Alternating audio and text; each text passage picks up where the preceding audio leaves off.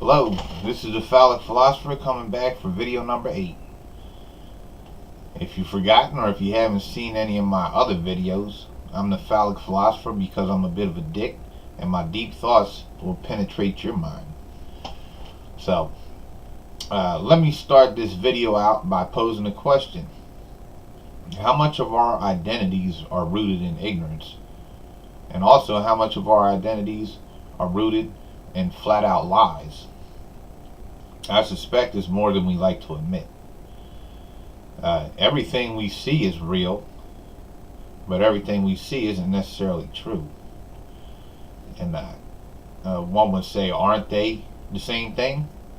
Well, I'm saying that they're not, and I'm going to explain why.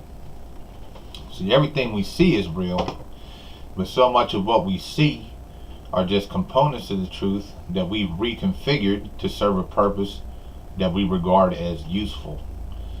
But see, once a thing has been changed from its true nature, it's no longer part of the truth. Still part of reality, but it's not serving its true purpose. So, what is real and what is true? Well, everything we see is real, but the truth is, first of all, the truth encompasses everything in existence. So nobody can ever see the truth because it's too big. As a result, nobody can actually tell the truth because there aren't words for everything in existence. So as truthful as we want to be, as truthful as I want to be, I can't ever be fully truthful. I can only observe and acknowledge as much of the truth as I'm able and try and describe it in the best way I can with the words that are available to me. So my whole thing is that much of my identity growing up, has been steeped in ignorance, and I made it my mission to try and purge as much of that ignorance from my mind as I can. I'll never be able to get rid of all of it, but I like for the things I think and feel and say to be more true than they aren't. So, but anyway, it's probably gonna be my last video, and I'm gonna try and say everything else that I feel like I need to say. And unless somebody wants to send me some suggestions for topics to speak on, I probably won't make any more videos because it'll be stupid to talk without saying anything. So I'm going to not do that. But also, since this is my last video and I'm going to try and get all the rest of my ideas out, I might have a little difficulty keeping this video organized and concise. I'm going to do my best.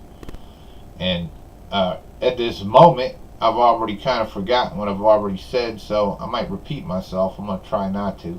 But anyway, so couple things. There's an analogy I like to pose, and describes why it's so hard for people to absorb the truth and operate from a base of truthfulness, because it's very difficult. For one, we're surrounded by so many things that aren't part of the truth that to see it, we really have to block out probably 80% of what we're seeing. And that's very hard to do. Most of us are so busy just trying to survive in the system and make money, pay our bills, do right by our families, that we don't really have the time to slow down and make the distinction between what we're seeing that's real and what's true. So, but this is my analogy I like to pose. If you gave 1 million people a photograph of a landscape of some sort, where you got a pond, a little island in the middle of the pond, a tree, maybe some mountains in the background, some nice white clouds in the sky, a couple of geese or swans or something swimming around on the pond. So give this photograph to 1 million people, and I guarantee you get 1 million different pictures back. Now, there are a few reasons for this. One is everybody doesn't have the same level of artistic skill to reproduce a picture. Another reason is there are so many different styles of painting or drawing, so many different mediums you can use: oil paints, watercolors, charcoal, pens, pencils, uh, a multitude of colors one can use. So given all those options, a person is going to produce a picture based on their perception of what they're seeing. So a picture is an objective record of a moment in time. There's no emotions attached to that. It just is what it is. Now, people are emotional beings. We have histories. We value some things over others. So when looking at an image, we're going to perceive that picture in our own unique way. So if you give 1 million people a photograph of this landscape I described, tell them to draw it or paint it in the best way they can, you're going to get all sorts of crazy results. So now a large majority of these pictures you get back, or paintings or drawings, may actually be pretty fair representations of the photograph that you issued them. Now a lot of them aren't, and there's reasons for that. Some people, like myself, I can't draw above like a kindergarten level. I have horrible drawing skills. So if you gave me a picture, it would come back and it'll be looking like some shit a little kid drew. So, but I'd be trying to match the colors up the best I can. I'd be doing my best. I just wouldn't be able to produce a very a favorable result.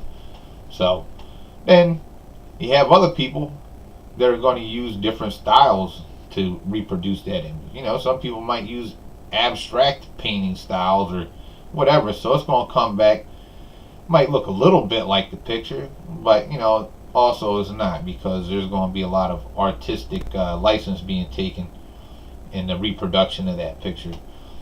Then too, the odds are good. If you gave a picture to 1 million people,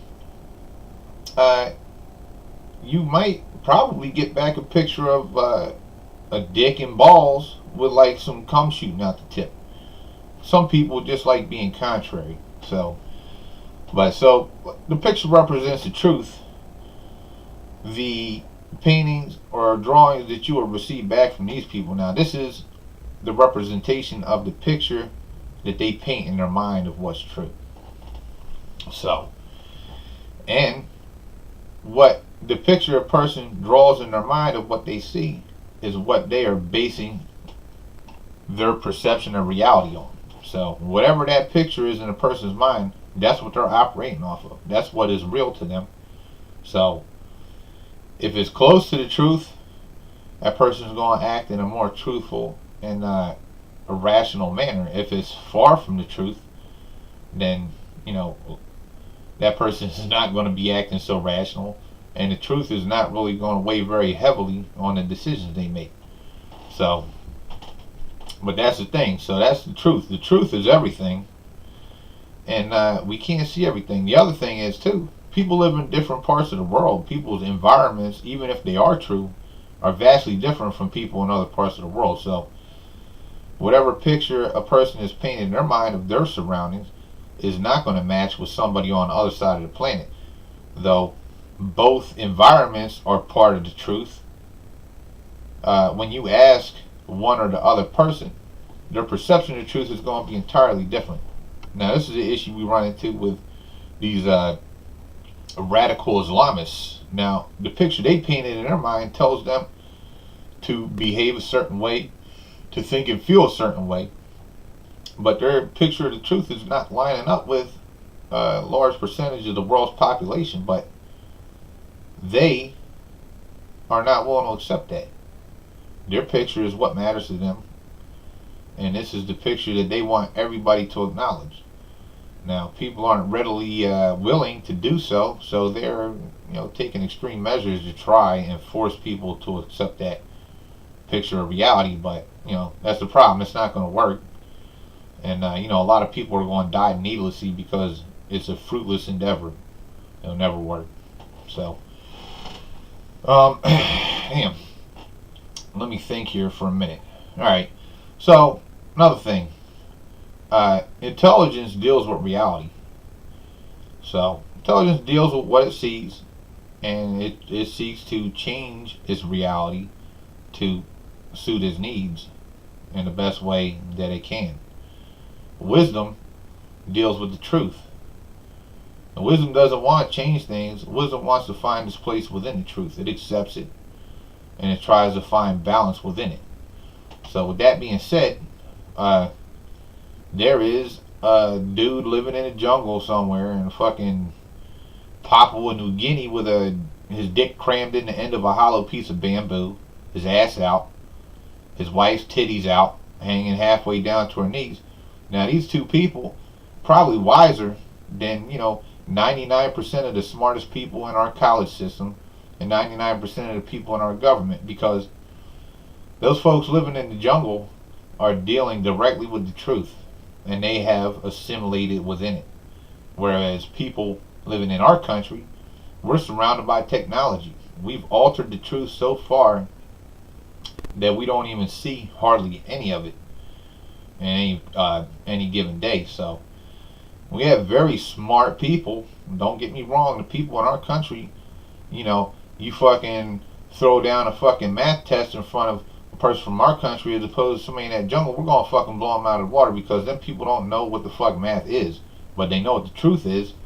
And that's the thing, we put a premium on intelligence because intelligence allows us to manipulate our surroundings, make new inventions that we can then sell for profit or make our lives easier.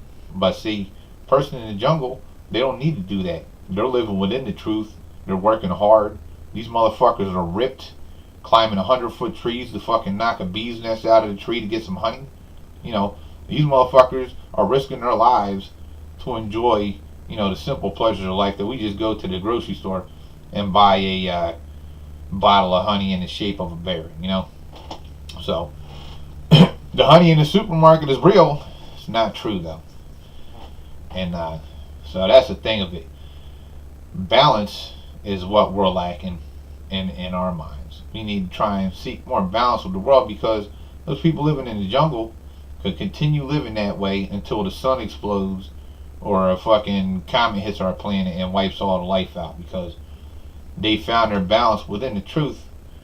And the truth is as it should be, because the truth is determined by the rays of the sun hitting our planet, and then how that energy from the sun interacts with the physics of the universe and all the different substances on our planet. So the truth is determined by the sun, the wind, the rain, snow, fucking nighttime, and then all the things that spring up around those different factors or different influences. That's what's true. So as people, if we ever do have the opportunity, and again, so many of us are so busy just trying to make our way in the world, keep a roof over our head, we don't have time to do it. But if a person gets the opportunity to, if we can go somewhere where there's no man-made structures, no people, and no distractions from the truth, you put yourself out in the middle of the woods somewhere and just sit and just observe it, and then ask yourself how much of what you're seeing influences the way you behave on a daily basis, and the way you feel about life, and how you think about the world. Because if those things aren't affecting how you see the world, then you're not seeing the truth. So that's the thing of it. And I don't know if it can ever happen. I mean, people are so busy, and there's so much of our influence over the world. It's hard to get away from it, and it's hard to see the truth. The other thing is, a lot of people don't want to see the truth. I don't think anybody's ever been comforted by the truth, but that's because the truth is neutral. The truth will never tell us that we're more important than another person, because we're not. Truth will never tell us that we need to be here, that we're making the world a better place, because, odds are we're not. We're just here experiencing things. And, experience is relatively neutral unless it's directly affecting you. So, I don't know. I think I might be done with this one. I think I probably had some other points I wanted to make, but I can't remember. It's when I'm feeling inspired to make a video and my thoughts feel like they're coming into focus. Rarely am I around a camera where I can film it. So I hope I'm not falling too short from what I wanted to do, but I guess I'm gonna wrap it up. I feel better. I don't know about you, but I feel like, if I had the luxury of reflecting on my life on my deathbed someday, I'll say that, I got the shit off of my chest that I needed to. And if I changed everybody's mind, then I actually served a purpose. So, I feel good about it. I hope you enjoyed the videos. And, maybe they might help inform your perception of things. Maybe it'll change your mind. I don't know, because if you're not recognizing the truth and you're not honoring it, then you can't serve it. The truth is the only thing that's really going to save us, I think, as a species. So I don't know. I guess that's it. And if y'all do like the videos and you want to float me some suggestions, if they're good ones, I'll be more than happy to, comment on them and put my 2 cents in. But if not, like I said, I feel better, and I hope life is good to all y'all. And that's about it. So, y'all have a good day. If you don't hear from me again, I hope you have a good life. All right.